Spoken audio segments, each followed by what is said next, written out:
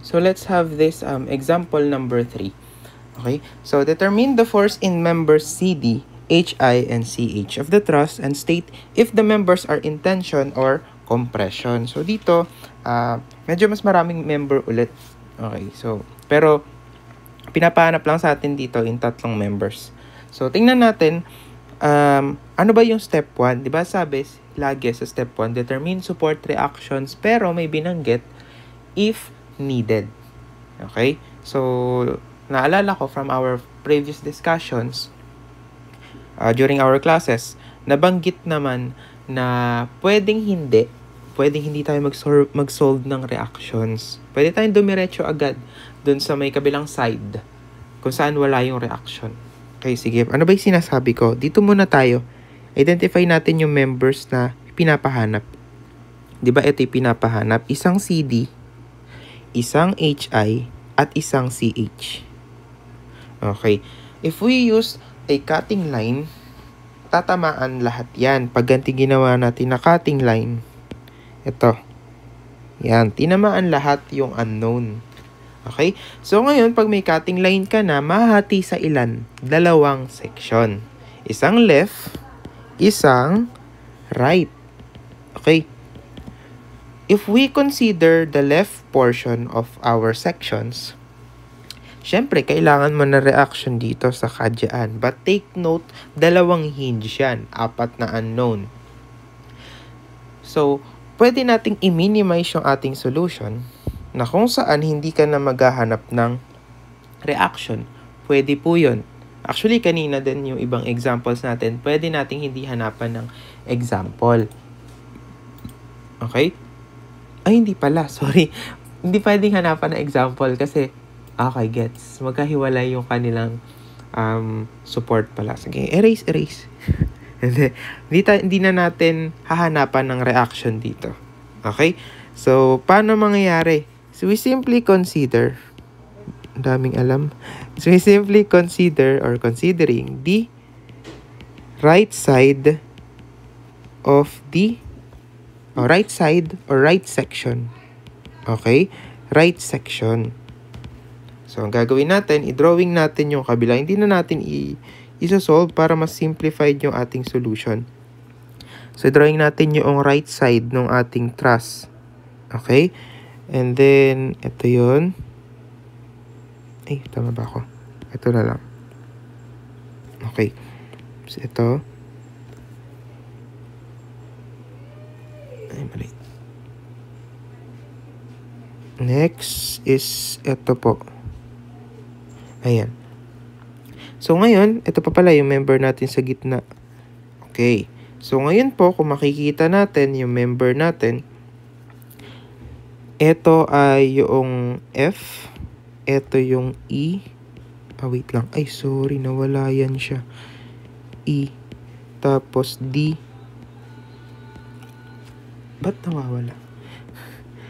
D. Tapos, if we extend this line, yan. Yan. Tapos, ito yung isang member.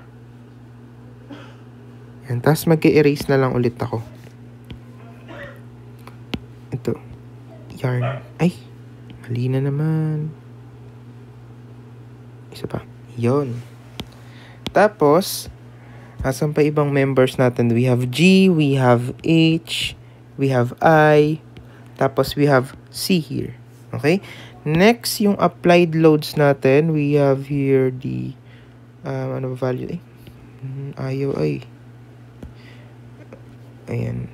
Ito ay, 1.5 pounds. Ito yung 1.5 na isa pa. Ito yung sa D.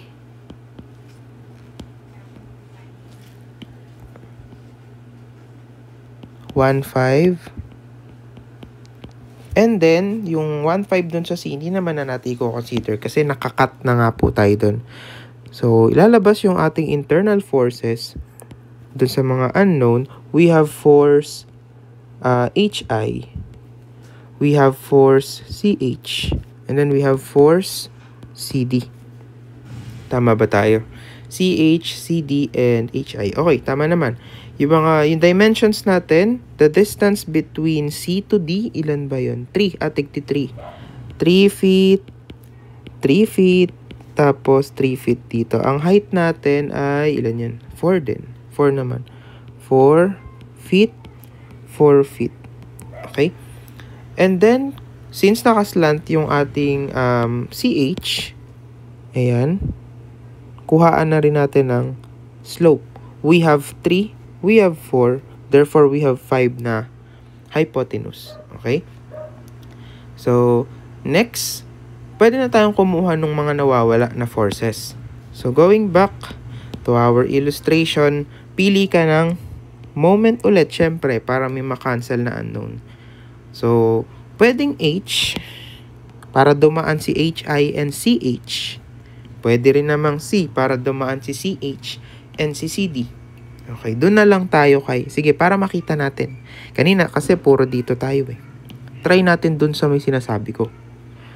Okay, CH, pwede tayo mag-moment dyan. Summation of moment kay H is equal to 0, considering a positive clockwise moment. 0 is equal to, papasok si FCD. Okay, FCD, the distance of FCD papuntang H ay 4 feet. Next, consider natin si 1,5. Etong 1,5 na to. Ang ikot niya is clockwise ulit. So, positive 1,5. The distance is 3 feet. Next, 1,5 positive ulit. Ang distance naman niya is 3 plus 3. Therefore, 6. Okay, next, yung another 1,5 positive ulit yan, times 9.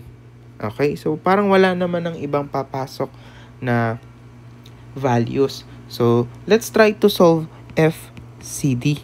Ayan, so magiging negative yan. For sure, negative yan. So, we have 1,500 times 3 plus 1,500 times 6 and 1,500 times 9. Okay? And then divided by 4. Okay? Parang may kulang yata ako. FCD H FCD. Tama naman. Oh, okay. Gets. Nakita ko na yung mali. Hindi kasama to. Hindi yan siya kasama. Ito, hindi yan kasama. Nalito. Dadaan siya sa H. Ito yun. Okay. Okay. So, wala na yan. Tapos, ito po ay 3 lang. Dapat pala yun, nasa dulo na lang dinilit ko. Ayan siya. Okay, tama naman na. Okay, ulit. 1,5 times 3 plus 1,5 times 6 divided by 4. Okay, tama naman na. Negative 3, ay mali. Negative 3, 3, 7, 5. Sir, binasa calcu mo, positive. Yung nasulat mo, negative. So, ito kasi, pag lilipat mo sa kabila, magiging negative yan. Hindi ko lang na-input sa calcu. Okay? Pounds. Okay? And then, gawin nating positive for the correct direction. We have 3,375 pounds. Yung tamang direction is compression. Yan. Okay, next. Let's try to use summation of forces X. Y, para lang makakuha agad tayo ng values. 0. Okay? Negative FCD, kasi papunta to sa kaliwa. Okay?